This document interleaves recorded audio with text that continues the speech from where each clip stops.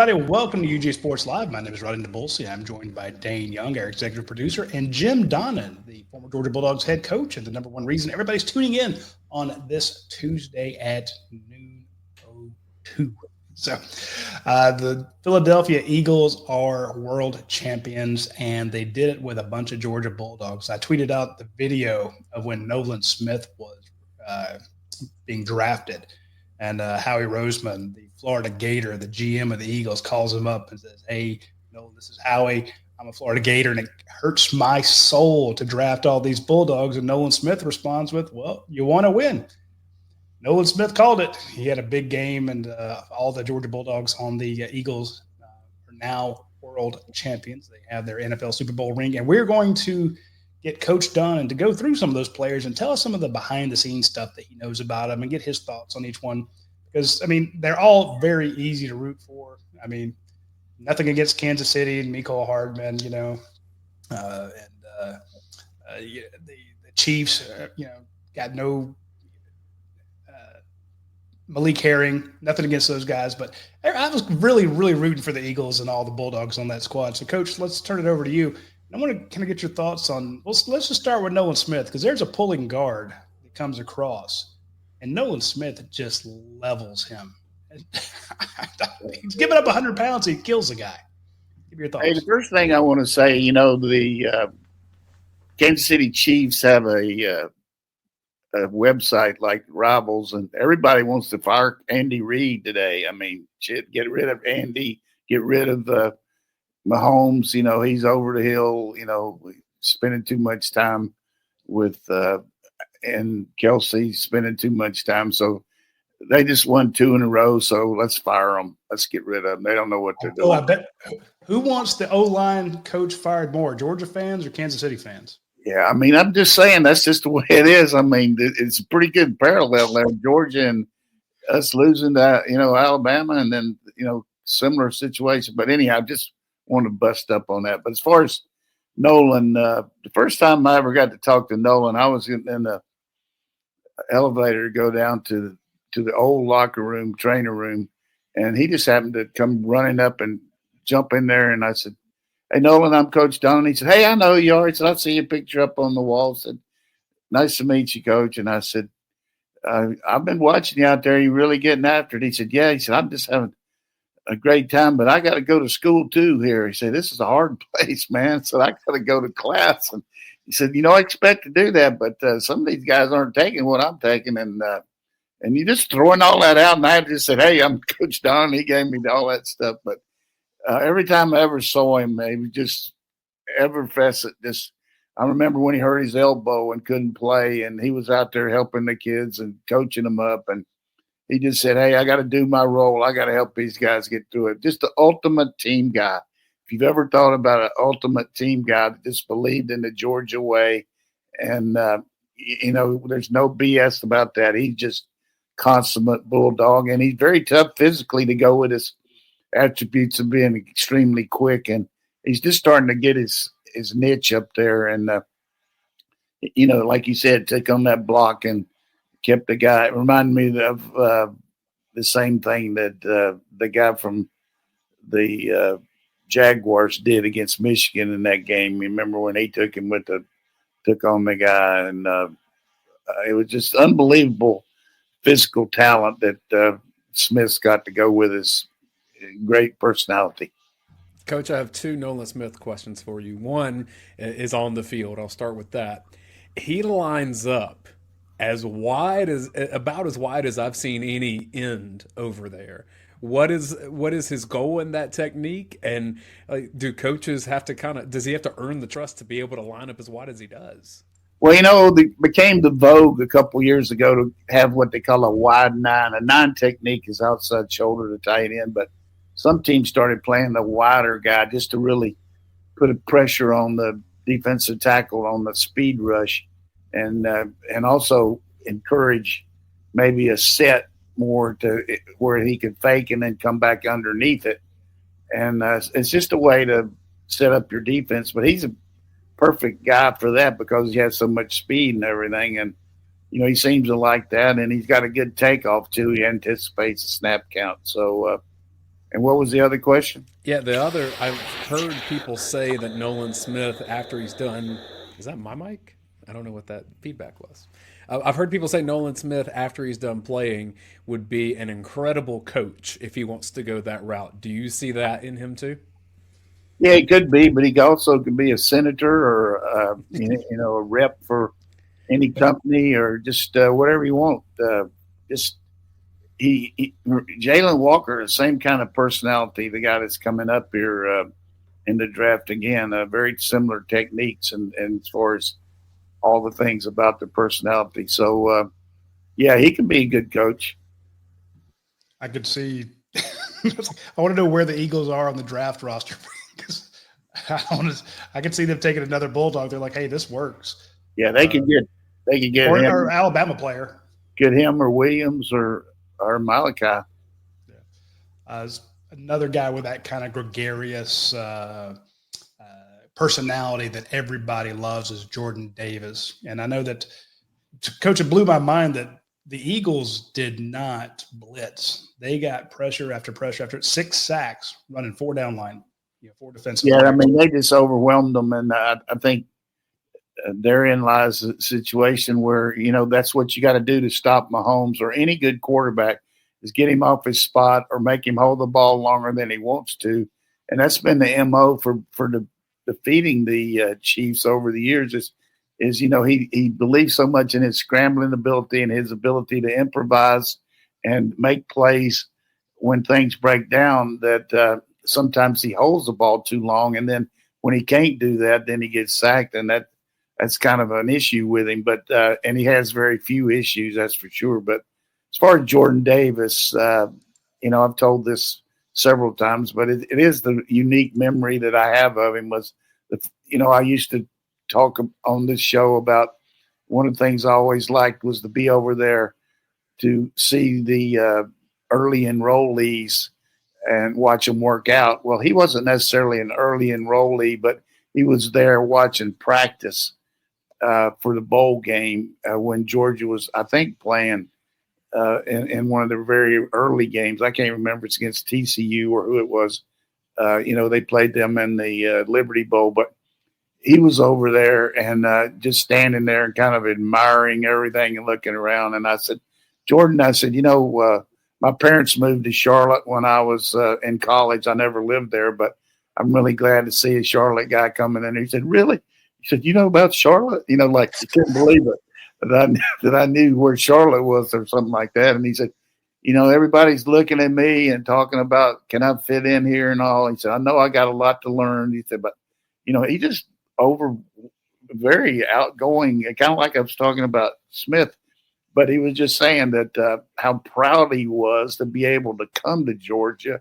And it was just, just the enthusiasm of talking to a perfect stranger. I mean, I didn't tell him I was an ex-coach or anything like I did to Smith, and then we went ahead and I told him that I'd coach Kirby and all that. And then from the rest of the time he was here, he never saw me that he didn't come over and say hello to me and ask me if I'd been to Charlotte or whatever it might be, but just a big old smile. And the thing I remember about him was Kirby playing him like he develops people and playing him all year as a scout team guy, going up before, 5 or 6 games and then putting him in against Florida. And he completely jacked that center up so bad that the guy didn't even want to come out of the huddle. I mean, it was Scott Sinclair and I were talking about it the next day when they got back from the game. He said, Coach, did you see him absolutely destroy that center? And then the next year when they were getting ready to play, we were talking on the sideline over there again, Scott and I, and he said, the biggest thing is that they're hoping is the Florida Gators are hoping that Jordan's not going to be ready. But the guy that's really hoping that he's not going to be ready is that center. And we started laughing about it again. And he just had an overwhelming presence up there. And you look up when people come in the butt smear and come in the bottom part down there, they show the 40 times and all the things that the kids did at the combine. Just amazing what that guy was able to do the physical prowess he has is one thing, but his speed, quickness, some of his sideline to sideline plays, and it's just really happy for him. But Roddy, was a I don't think slightly people- different recruiting experience for those two, right? Nolan Smith, 5-star, everyone in the world wanted him. Jordan Davis, I'm not saying he was a diamond in the rough, but he wasn't recruited to that extent, was he? No. He was somebody they looked at as somebody they could develop. But Kirby had a really good, one of the things he talked about when he first took the job is we got to get bigger, not only in the O line but the D line, because that was a blueprint that Nick had over there at Alabama, and they got certain standards for every position, and we didn't meet those standards in the O and D line, and he really fortified that very quickly with a lot of good recruits, and Jordan among which became really a dominant player. Yeah, I think we had Jordan Davis. Yeah, we had him as a 4-star. Most places had him as a 3. We did not have him in the top 250. We had him as the 14th best player in his state and the number 20 defensive tackle in the nation. I think that was highs for industry wide. So he was it. And Coach, what I remember about him was you pointing out that center thing. And the following year, I wrote about it in my column. That was just a slam dunk. So thank you for letting me steal that. But you started talking about him as a freshman, saying, "Hey, keep an eye on this guy." And then he got hurt. Remember, I think it was like lifting or something. He hurt his back. He hurt his back, but one of the things. And then the next year was like Jordan Davis. Fortunately for me, Kirby will say to me when I do go over, he said, "Hey, what do you think of this guy? Have you looked at him or something like that?" And of course, really doesn't make any difference what I think, but the idea was, we really think we got something in this guy Davis, and he said we just got to get him in shape and have him. That to me, when you go against our scout teams, the difference in what we do because of the staff now. I mean, there's an increased number of coaches and all, but Kirby spends about an hour a day on a staff allotment about where he's going to utilize every coach. And sometimes you're not exactly with your skill position or your designated group because he wants to make sure you're with that person in that group against somebody else to really put something on it. So you maybe the second team O-line coach might go down with a scout team O-line or even a first team guy to go against the defense to make sure you really give them that kind of look, or he'll take the secondary coach and put him over there with the scout team defense to make sure they play the right kind of techniques against the receivers they're playing, all that. And I'm sure other coaches do it, but not to the extent of preparation there. And just that little 15 or 20 minutes of individual work pays off down the road because they're going to get that much better as the season progresses because they're not just on the scout team and you look at the tape and everything, but they're not getting the emphasis that they would get. One of the things I tried to do with the guys back when I was coaching was we would meet with every player on Thursday and talk to them about where they were and where they needed to be just to make sure they didn't get lost in the shuffle because all of a sudden you're so geared into getting ready for a game and all, and the guys down the scout team and things look so bad and you're not really having much of an opportunity to play, but you're all of a sudden saying, look, I watched you on the tape on Tuesday and Wednesday. You're really getting better. You need to keep doing this and it's going to pay off. Or look, if you want to play here, you got to get more effort. So I'm watching you. I know what you're doing. And now you add those GPSs that they keep on them. So there's not much room for sloughing off at practice. That's for sure. Yeah, and Jordan did not. I mean, he was one of those guys that, like you said, he cut his teeth down there going up against some of those first-round offensive linemen, and he turned out to be an absolute monster. Now, and before I forget it, because of my memory situation, I've tried to, but, Ron Corson has moved up to a different position as the trainer per se for the team, and now Connor Norman's going to be kind of in charge of the training room, and then Ron is going to be his assistant helping with personnel and scheduling and all that, but Connor's in charge of the treatment and all. But Ron has kind of put in a position where Josh Brooks has put him over there to oversee all the athletic trainers, all the strength and conditioning, all the nutritional.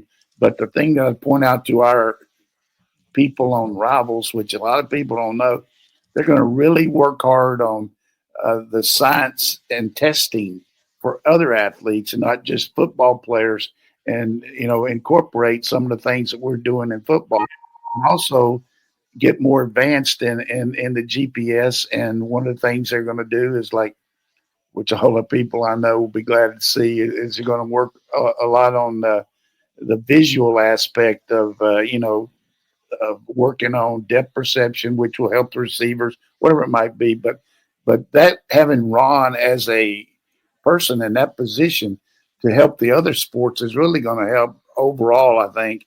And it's going to be even better for Georgia football, because he's going to be able to, everybody's got somebody to answer to, but having a guy like Ron there, I think it's going to be huge. I love it. Ron's, and that was one of the guys he's been there as long as I can remember. And yeah, man, he was here for years, tried to get him to give me any information, anything. He's great about that, but he is Fort Knox. He is a bank vault. He will not say crap. Yeah, if you see all these helmets and all these things that they're doing in the pros, and the things they're doing on concussion protocol, and he's been right in the mix of that as a national guy that goes to Congress. And we actually worked on concussion protocol with the different kinds of mouthpieces that they could check on, and that the pros paid for to study to see if there's some way that they could help prevent concussions.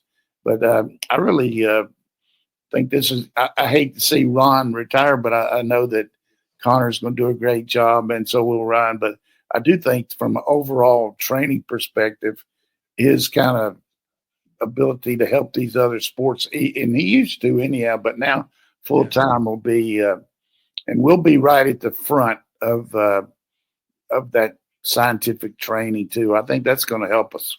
That was going to be my point. Is the guy's been around forever, but he's always doing cutting edge stuff. It's always new stuff. It's not like, well, this is, we gave you salt tablets back in the 70s, and that's what you're going to do here in the 2020s. So, just like with Jordan Davis back in the day, you said, hey, keep an eye on him. I remember it was one of our first shows, and you asked me where we had Jalen Carter ranked. I'm like, well, he's like 54.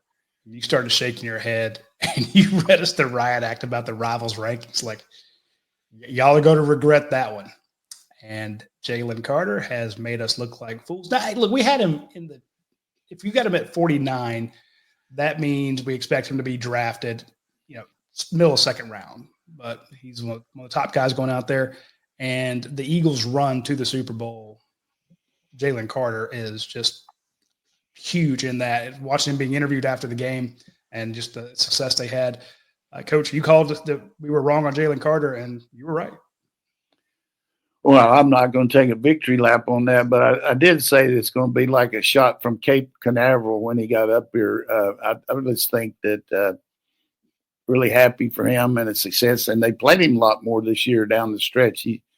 They did a lot of substituting in the past, but he played more significant snaps. But the one thing that just sticks in my mind about Jalen, he's behind the scenes and pretty quiet and all, but he was very prominent from a leadership role, just because of what the standards he had at practice. He didn't go half-ass anytime, and you better, as self-survival, if you're on the other side. I remember one of the guys, we had Kendrell Bell, and when we had our banquet, one of the guys, everybody was telling stories, and the guy said, look, I was scared of you. I'm scared of you, Kendrell. I was hating I wasn't going to have to line up against you, but that's the way it was with Jalen. But the thing I wanted to point out here, and we'll go on to the next one, was he cared about his fellow guys, and he knew how they worked and all. And he took his own money, which, he got money and everything, but he paid for a couple guys to be able on the scout team to eat on the training table. And that always stuck with me. Like, hey, you can do a lot of things, but nothing like taking care of your buddies and knowing how they work. And, they got rules you can't do, but so much on that. And those kids work hard and everything, but now they got where more of them can eat over there. But I thought that was impressive. And then you see every Thanksgiving and Christmas, he does that down there in his hometown of having that Thanksgiving meals for all the kids at the Boys and Girls Club. But just a really good person, and very driven, and loves to pick up quarterbacks and hold them up in the air. Did you see after the game, he's being interviewed, and I think was it Josh Sweat that walked behind him? And he's, who had the huge game. And he's like, pay this man, pay this man. So again, always looking out for his teammates, making sure that they get, I think Sweat's going into a free agent year. So free agent. Yeah. Someone's going to be paying him through the roof. Yeah. I mean, they've had 3 straight drafts where every one of their first 4-round guys have hit, though. I mean, it's just been phenomenal. Even though he's a Gator, I got to give him credit. That's been pretty strong. Hey, but if you watch that, Alabama-Georgia championship game, give me as many of those guys as possible. Just give them all to me. Speaking of one, they took Nakobe Dean. And Nakobe could not play in this game, but what season he 122 times. Big year all year until he got hurt. But and you never know how a coach is going to help or hurt a team. But Vic Fangio comes in there and puts in his system, which is pretty intricate. There's no question about it. He's been around, but never has won the big dance. But finally won the Super Bowl, and happy for him. But did you see that quote he said from Dean Smith, which I thought was pretty good? I did not. He was talking about, everybody was saying, well, hey, you finally won the championship or something like that. And he said, I feel good about it, but I also feel good about what I did before. And it's kind of like Dean Smith said when he won his first national championship. He said, I'm the same coach today that I was yesterday. So, I mean. Yeah. But you're not, because now you are always known as Super Bowl winning head coach. Right. But I mean, you got to have it. I mean, Dan Marino never got it. I mean, he's a fantastic quarterback. And you talk about a home visit that was a waste for me. I knew he was going to Pitt, and this coach wanted me to go in there and visit Dan Marino. I went into his house. His parents were happy, but I mean, basically, I didn't do hardly anything because, I mean, how can you get fired up when you know that Johnny Majors and them? I mean, not Johnny Majors, whoever the guy, the coach at A&M and then Mississippi State, Jackie Sherrill. I mean, they had him all set up. There's no question. That's not right. Dane, the last 2 guys. You want to do this after a break? Sneaking a break here? Yeah, we'll talk about the last 2 guys here in a second. I do want to mention our friends over at Academia Brewing Company, because I'm hungry. I didn't eat breakfast this morning, and they've got some stuff on the screen there that's just killing me right now. They've got the Cajun seafood pasta. So you got blue crab, blackened shrimp, creamy in a creamy roasted pepper sauce. The pictures of it look phenomenal. I texted Matt Casey, the owner of Academia Brewing Company, when I saw that pop up on the screen, and he just gives me the big thumbs up. That looks great. Again, there's always great food out there, and they always have fantastic, beer and mixed drinks and stuff. But they also have the giant pretzel out there. I don't know if you've ever had one of these pretzels, but they are phenomenal, and their beer sauce is amazing. So check out Academia Brewing Company. It's on the west side of Athens. You won't be sorry that you do. They always you can have your events out there. You can have a great meal, great drinks with your friends. You'll be very happy that you did so. Also, while you're on that side of town, swing by Athens Ford. And, we have the specials up there for their new ones, but they also have used specials up there. So you can go see the specials on the new vehicles, but, they also on some of their used vehicles, they want to move those as well. Like they got a pre-owned 2020 Honda Civic out there with what is it, 26,000 miles on it for under $20,000. Nissan Frontier for $22,000. Chevy Colorado for under 20 grand. Nissan Rogue, which is actually a nice little car, for under $17,000. So check out the used and new specials at Athens Ford. You'll be very glad you did so. They sell a ton of cars out there, and they take good care of you. So check them out. Coach, let's go over to Kelee Ringo. One thing that I think I saw on a social media post, just a guy that has now won at every level that he's played, 2 state championships in high school, won the national championships at Georgia, including having the pick 6, and then now with the Eagles. Yeah, I think he's kind of found his niche there. He's starting to play a little more, and he's really good on special teams and got a really good future there. I think one more year when they get this next contract, there'll probably be some teams trying to jump him and make him a starter. But just a really good person, and got to know him not quite as well as I did some others, but I did go up to him and tell him how much I admired the way he had represented his mother during the cancer fight, and told him about my wife and all. And he occasionally would ask me how she was doing and all, but it's just, he really has elite ability to do certain things, but he's kind of in between about being an elite pro corner, but he's close, but just a winner attitude, and does what he can to help him win. And then he joined the Eagles late, but still, we're going to put Lewis Cine on this list just for the culture fit of playing with these guys on defense. Yeah, I mean, just a guy that's dynamite hitter and can, level you out. I remember when Tyson Summers was here as a analyst after he got let go at Georgia Southern, and Kirby brought him in here. Did a terrific job for us that year running the scout team, but also in camp. He found out about Lewis and told Kirby that, really stepped up on the table and said, we need to take this guy. And, he didn't meet certain standards and all that. Maybe, I don't know what it was, but they ended up recruiting him, and he just came in here and was a terrific player. Unfortunately, had that bad injury first year at Minnesota. And now I think he'll really surface there with the Eagles now that, he's with a team that can really utilize him. And then just as a whole, when Jalen Hurts before the Super Bowl talks about getting all those guys from Georgia and how they play together in their culture, can you identify, like as a coach, do you see that happen on a team, and what's the value of that? Yeah, I mean, Kirby talks about it all the time, the connectivity, the leadership, the fact that you got a standard and you better step up to it.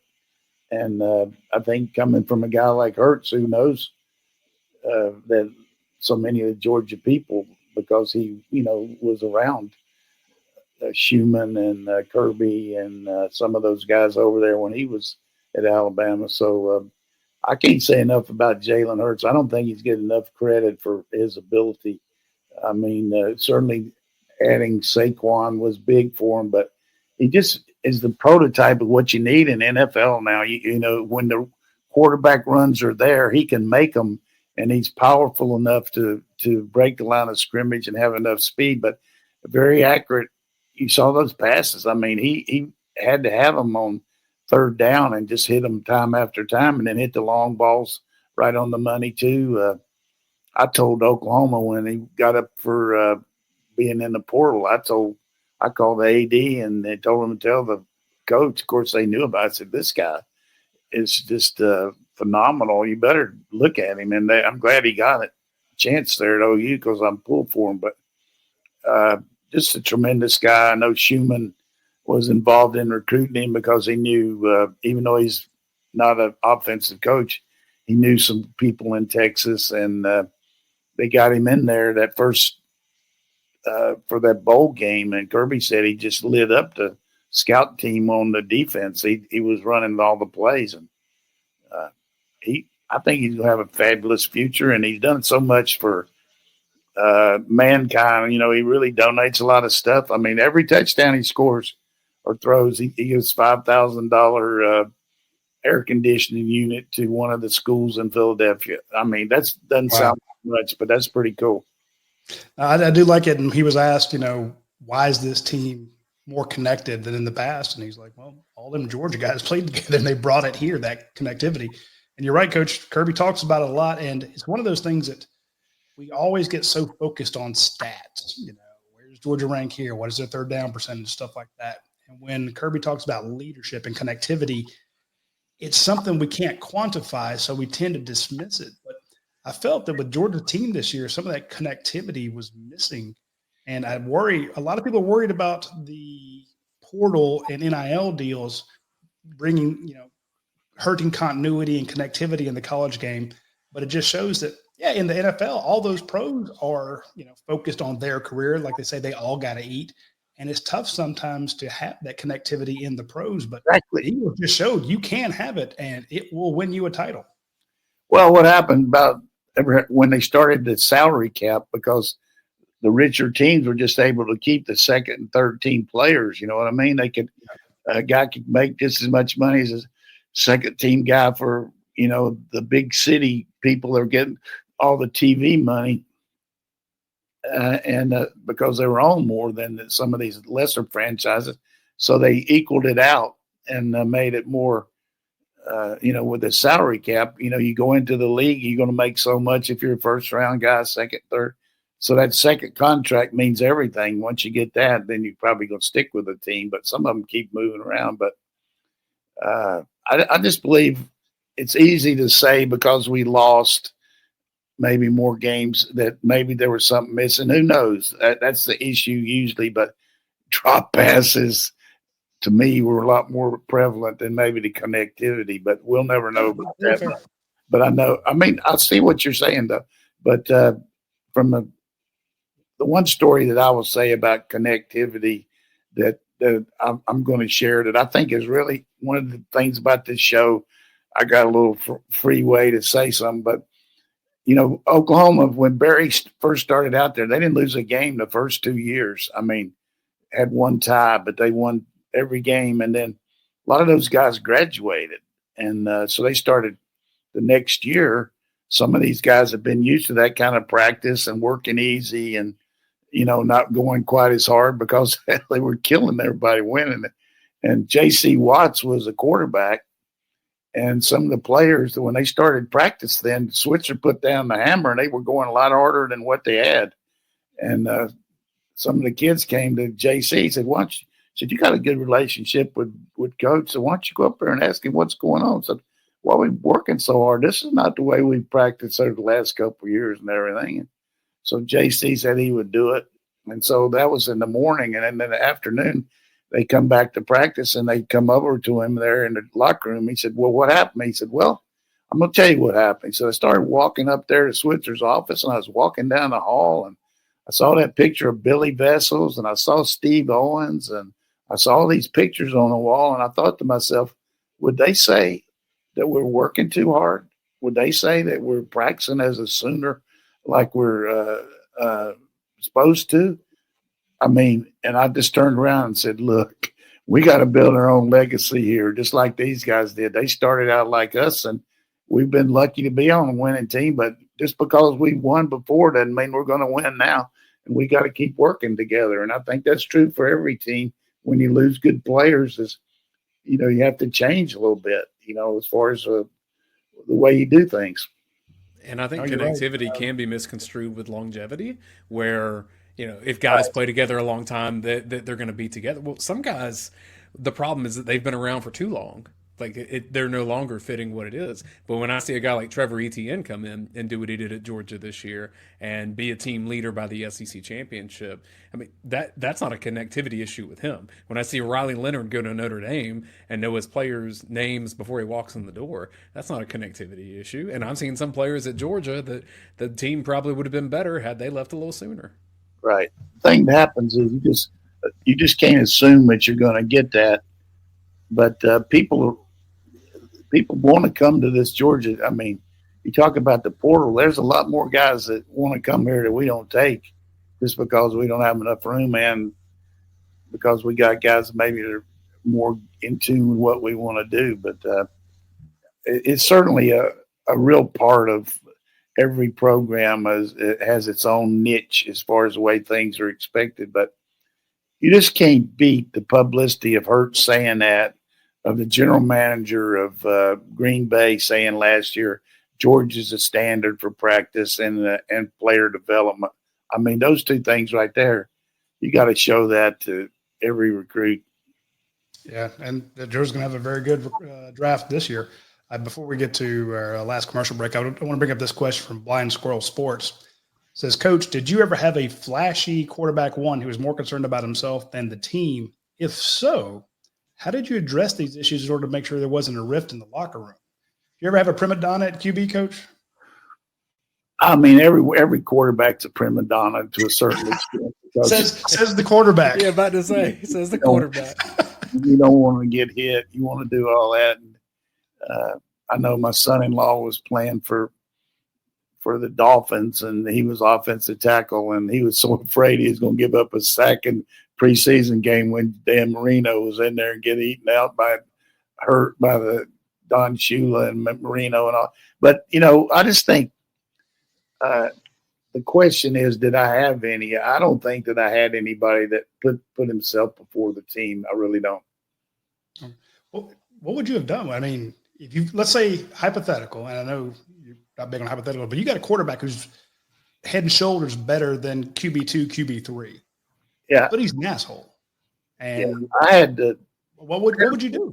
I had a situation with one quarterback one time, and, he started worrying a little bit about his stats and stuff like that. And, I just basically said, look, we can't get too involved in that. We got to win. You're just going to have to, you're going to have to give up some of that. But I believe that you can't have that. That's for sure. Then it gets around to the rest of the players because, but you really, whether you're junior high school, college, pro, you live and die by how your quarterback plays. That's basically, I mean, you got to be quarterback centric. You're not going to win without a guy that can make plays. Very true. We're seeing that at every level. Speaking of having good levels here, I want to mention our friends over at myperfectfranchise.net because he has a different level for all of your, I don't say your intangibles, but your time, your money, your investment, and your goals. So let's say you're like, hey, I am done being an accountant. I am done working, at the shop. I'm done, whatever. He's got a plan for that. Or you're like, look, I'm going to stay where I'm at, but I want to start this process in the evening, start on the weekends. I'll add something to what I'm doing. He's got a level for that. If you're like, look, I need something. I want to invest in something. I need it to be, as low involvement as possible. With 3,000 different options at myperfectfranchise.net, Andy Ledecky can get you into the right one.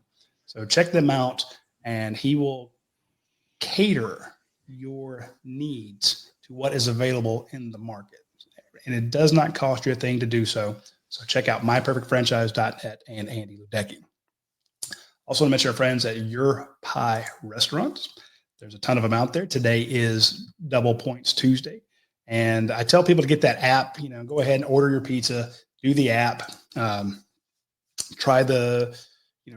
can even order it today and you don't even have to pick it up today. You can order it for tomorrow or the next day and still get your double points. But there's some other things that app does for you. You get birthday rewards to celebrate your special day, half birthday rewards as well. They have challenges and offers made just for you. So there are things that pop up on the app that are not on their website, that are not in a, that you don't see. They're not in a flyer that you get in the mail. It's a special that pops up just for the people who are using the app.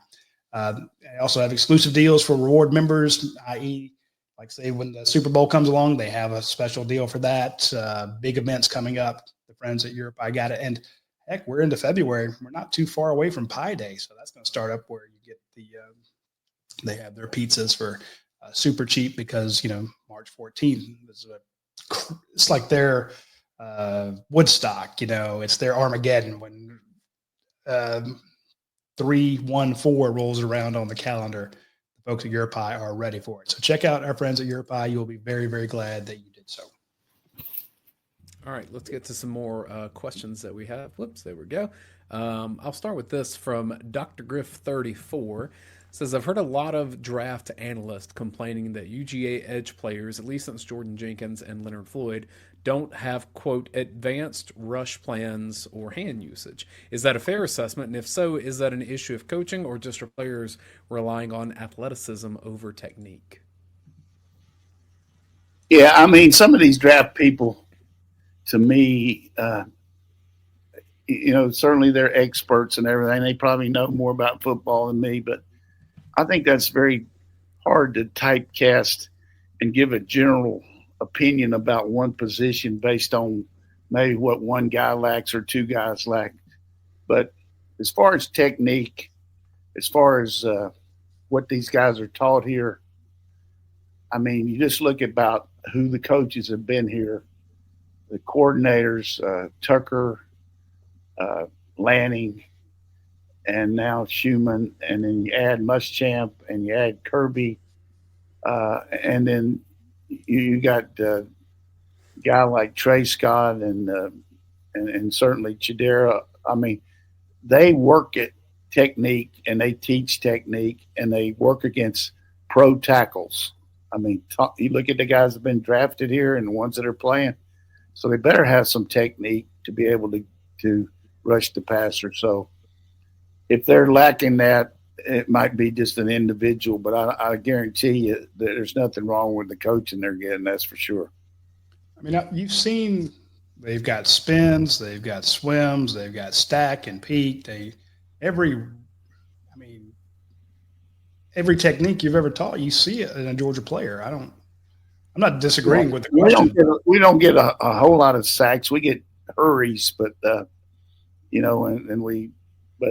I think you could say a lot of things about Georgia football that I might say we might lack. Maybe not a lot, but as far as technique, I mean, you're peeing up a rope when you're talking about that to me. I just think we really are very good technically coached. Anecdotally, I just feel like there's fewer sacks across the board in football. I mean, quarterbacks seem like they're coached to get that ball out of their hands faster than ever. I mean, quarterbacks that's a good point. Quarterbacks in college, and we talk about it when we play the lesser teams, when we play Samford and Tennessee Tech and those people. I mean, they come into the game telling that quarterback, if you hold that ball more than 1 second after you get it, we're in trouble because they're just throwing the ball as soon as they get it. I mean, they know they can't hold out the rush because they're physically overwhelmed. So, and the same thing's true with people like Mississippi State who run the air raid and all that. So I just think it's hard to get a lot of sacks. I tried to make that point on the board the other day when it comes to not sacks, but that stat specifically, because somebody was asking about, offensive line, offense in general, and, they started quoting stats. I'm like, Kirby doesn't look at the same stats that you do. Because I remember specifically asking him, saying, Kirby, you guys aren't getting a lot of sacks. And he goes, I don't care. I'm like, he didn't quite say it that way, but his point was, we don't look at sacks as one of our key indicators. We look at, remember it was havoc plays. Nobody knew what havoc plays was, and he pointed that out. He said, quarterback hurries. How are we affecting the quarterback? Because if we don't sack him, but we make him roll out when he doesn't plan to roll out and he has to throw it out of bounds, that's a win for us. I'll take that. I'd love a sack, but I will take Nolan Smith making him break the pocket, run for his life, throw the ball away. If I can get 2 of those on a possession, they're punting to us. Hey, that's true. And listen, everything around here is so highly scrutinized. I mean, that's just part of it. I mean, people loved it, and I try to answer the questions. But can you imagine some guy asking the CEO of some company, say, look, I was checking in the lunchroom, and the size of your chairs in there are just really not enough room in between each one to get much. I mean, whatever it might be. Or, hey, what about the hallways? It just seems like there's not enough water coolers. And there's a way to break down everything. But I've got a lot more patience with this, and I think it's, both you guys have coached me up on it. So any question you got, I'm okay with. Now that was just my point. Is Kirby doesn't look at the same stats that we do. He's got different, and they're much more advanced than just me. I'm a sacks matter. Get more sacks, and he's like, what? Well, if we what if we send the guy to get a sack and the quarterback rolls around and there's nobody there? There's no containment. I'm like, oh, well, yeah. You know, I just know the only thing I would add, and I never say anything about my personal relationship with Kirby or any coach, but there's nobody on this planet that's more driven than to get Georgia football the national championship than Kirby Smart. And he's certainly a great family man, and he's undergone a very tragic situation with his father, but the guy's driven. I mean, and he presses these coaches, and they work at it, and they're self-evaluating, and they're constantly doing things, and it's like this thing with Ron Corson on the science part. I mean, they're going to be looking at other ways to improve their team besides just the weightlifting and nutrition. They're going to be looking into other ways to help their team with the GPSs. We have two statements and a question to start off. This is from Stoley. Excuse me, I'm sorry. Dwight's tearaway suit. It's what? Dwight's tearaway suit. I think it's from The Office. But that's the username. Question is, what is the latest on Colby Young? Will we see him suit up for the Bulldogs? Yeah, I feel like this the fact that the charges were reduced to a misdemeanor. He's more than paid his dues as far as missing time. Missed almost the 3/4 of the season, and he's doing everything he can academically and within the framework of the school. I mean, I'm not the voice of that. I don't know, but I don't think he'd be sticking around here going to class and doing everything he's doing if he didn't get every indication that, do what he's supposed to do on this with what the court told him. I sure hope he does, because I believe in second chances, particularly when they're warranted. It's a question, but it's really more of a statement. This is from Philly Dog. So this is our Philadelphia Dog fan. He says, Coach, how about them effing dogs? Yeah, I mean. 4 exclamation points. He is in heaven. I tell you, somebody's happy, probably as happy as anybody in Philly is Coach Byerly. I mean, he lives and dies with Philly sports, and he's really happy about that. I was kind of wondering if DeAndre Swift kind of felt like he was missing out. He got paid by the Bears, so like his bank account's fine. But you wonder if he would have had a chance to, because he's from Philly. I mean, that was tough. But the people that lower than well manure the Giants. I mean, come on. Not only did Philadelphia win it, but they're in your division, and there's a guy for $13 million you could have kept. But just that was one of the worst decisions I've seen in management in a long time. This guy's a generational back. I mean, how many guys can jump over somebody backwards like that? Come on. I mean, that division has the Eagles are what they are. You see the Commanders, and Jaden Daniels looks like he's a superstar. Cowboys can't get out of their own way, Coach, and they hire Brian Schottenheimer, who we all knew was here for a year, but that didn't necessarily light the world on fire either. Cowboys are really hurting right now. I don't know. They got Parsons coming up for this big contract. I mean, I don't know how much they're going to pay him.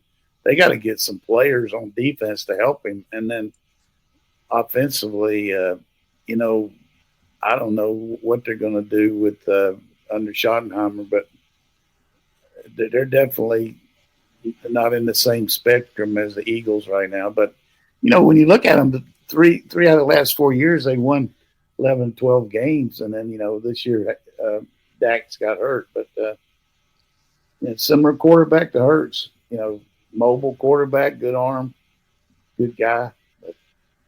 But I tell you, Jaden Daniels and the Eagles and the Commanders every year, that's going to be two great games with those two guys. This next question is from Kirk DD. Says, it seems like our guys don't play the ball in the air. Why not? He's talking about cornerbacks.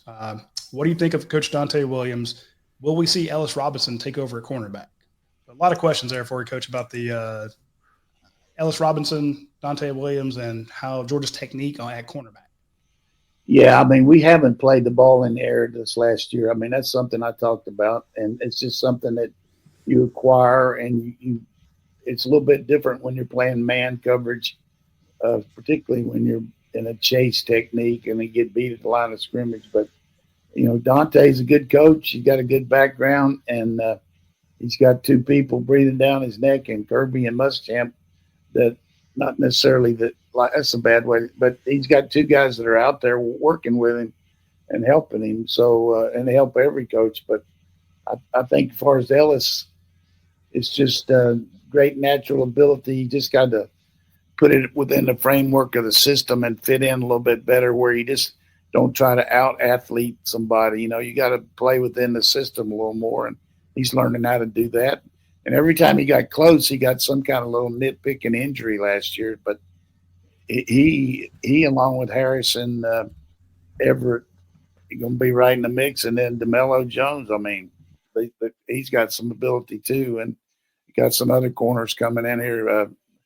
I think we got other positions that worry me a lot more than corner right now. Okay, this is a question from Jake McAdams, and you kind of touched on this one last week. You said you would like to wait till after spring practice. So, Jake, we're going to ask it, but I'm not going to press Coach to answer it. Says, Coach, is this a rebuilding year, or does Georgia go further in the playoffs? Well, there's going to be certain areas. The offensive line, we definitely got to reload there. I think we got some ability. They just got to play better, no question about it.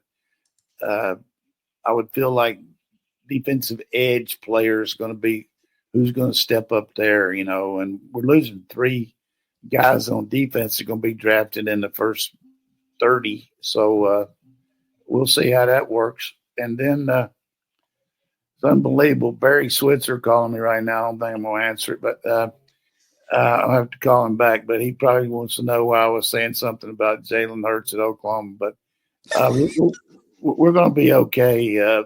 As far as schedule, it's better because of who we're playing here. So I like it. Yeah, that's a tough question to answer, but because there's so many unknowns. So you don't recruit like Georgia does and call it rebuilding. Georgia is reloading, and there's not that much further than it can advance. I mean, it made it second round of the playoffs. Yeah, man, SEC champion, but you think that the ceiling's a little bit higher with Georgia, that's for sure. I mean, you did win the championship, but a lot of reasons why you didn't do what you needed to. But we got a question kind of along. Get Gunnar Stockton or Puglisi got a surface for us, but certainly some of these transfer receivers are going to help. But getting our kicking game should be outstanding. I mean, punter back, place kicker back, bringing in Branch to return kicks. I mean, it should be awesome. Kind of question along that same line. This is from poster Soup to Nuts. Who do you think wins the SEC next season? It seems like it is best to skip that game as it costs us a quarterback and all the teams with buys lost.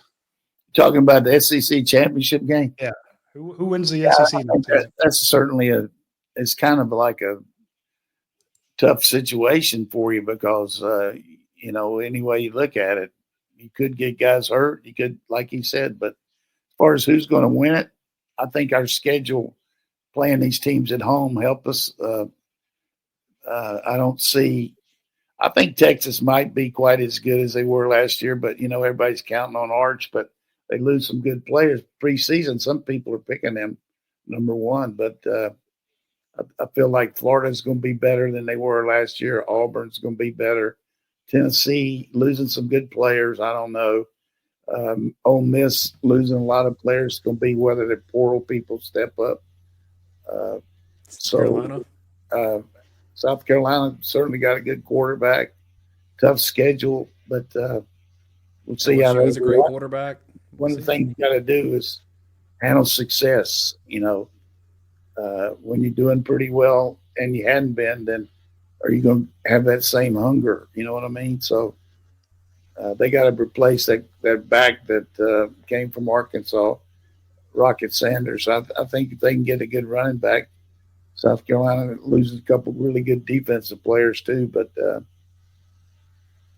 I like our team, though. I like chemistry, and there's, a lot of hunger there to get back to the big dance. The only thing I'm certain of is that Diego Pavia will beat Hugh Freeze's team.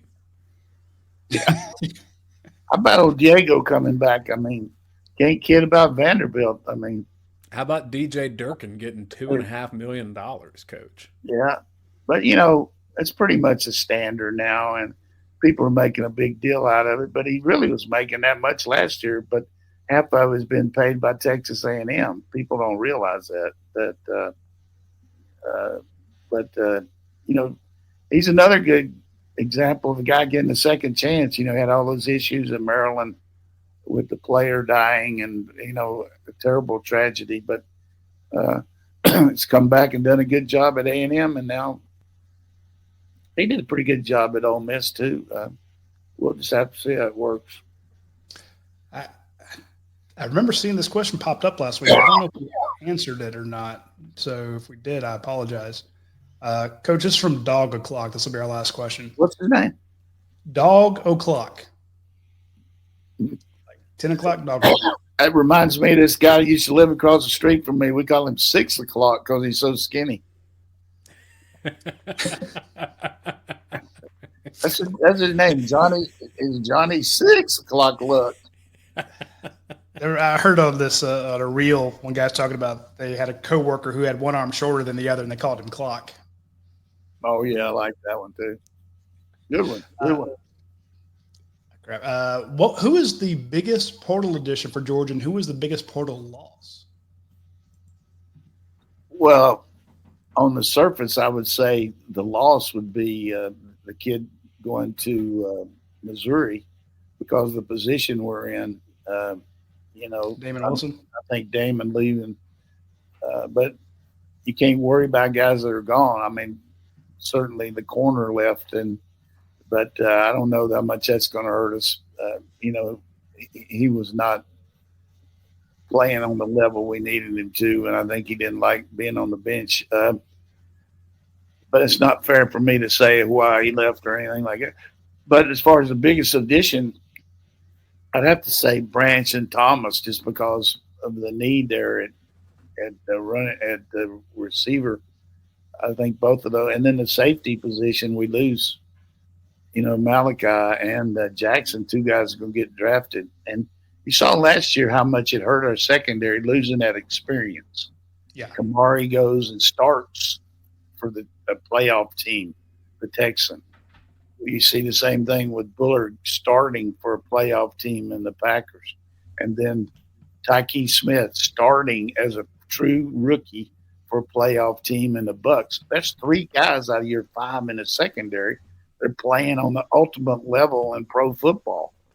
And it made a difference in our team not having those guys. And we're going to see the same thing. All 3 of these guys that are getting drafted early that we mentioned before, Michael and Walker and Malachi. So we got to replace that safety situation, and I think both those guys coming in got some pretty good ability there.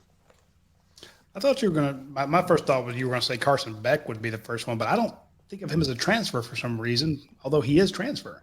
I guess I didn't – I'd have to say Carson just because – I forgot that he was actually a transfer. I guess because he's going to the NFL in your head, then he changed. Only thing you can count him on is a transfer, but definitely he had a great level of play for us. So just brain fart by me not mentioning him, but I'm trying to get that out of my mind that he's left us. That was my first thing I thought of when I read the question was Damon Wilson. So I was going to answer the same way, and then I'm like, oh wait. Yeah, I was corrected there. I should be corrected on that. That's poor by me. Don't be silly. All right. We did have one person say, this is from Big Barker, says, thanks for answering my question last week, Big Barker. Love the show. Love Coach Donnan. Are you guys going to auction off that middle seat on the watch-along show? Would be good for Georgia's NIL. And can we get one show of just Coach Donnan telling jokes? Yeah, I mean, my man Dayne, he's on the joke stuff, but I mean, I could tell some. It might be some replays, but definitely. But We'll do it behind the paywall, Coach. You can go blue. I was going to get Dayne to come on with some music today to open up this show with "You Dropped a Bomb on Me." That was what the song should be for Philadelphia. Just they dropped a bomb on those guys, and or MC Hammer. I loved MC Hammer, but that guy could definitely dance. I mean, even better than I could, but he was good. MC. What is it? Can't touch this. Is that what it was? Can't touch this. There you go. Get a little bit of that up on the right real quick. I'm not losing our monetization at the end of the show here. So that's a copyright infringement, Coach. Copyright, Coach. Copyright. Yeah. What would they do to us? It would affect the bottom line slightly. They would sue us into oblivion. I didn't know that. I'm sorry about that. I wouldn't want to do that. Certain times it's worth it for the content. When we're in the last few seconds. It's not. All the fans go on YouTube and put "Can't Touch This" with MC Hammer. I mean, I did not think Coach would be talking about rappers on today's show, but I'm impressed that he did. I definitely am not going to give an opinion on that because I'd probably offend some people. But the guy definitely used his platform to get his point across. And the only thing that I really recognized was when Serena came out there doing that crib. I thought she had it going pretty good there. She was getting after it. Yeah, she's stunning. All right, folks, that's all the time we have for this week's show. Tell Coach Fritz we said hello. Sorry? Well, yeah, I got to call Barry back. I hope nothing's wrong, but he might have been watching our show and wanted to know about something. But that's why I said we said hello. We probably need to get him on there, but I was just about to say, can we get Coach Switzer on? Get him on here. We got to have a bleep thing. I mean, We'll do it behind the paywall, Coach, and he can just say whatever the heck he wants. Definitely, he says what he was.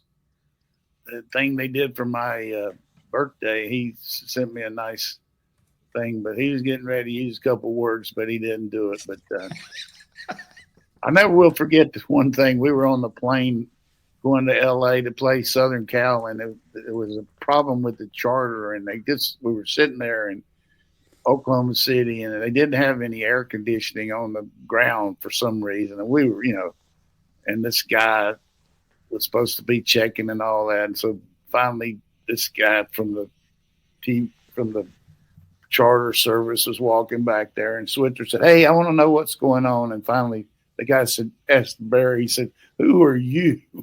He asked Barry that. He said, "I'm Barry freaking Switzer, and if you don't get this plane going, we're going to go commercial." I mean, it was pretty funny. Who are you? I can think of a lot of things I would say, but not that. That guy didn't know Switzer. That just killed him. I love it. All right, folks, we'll see you next week. Everybody take care.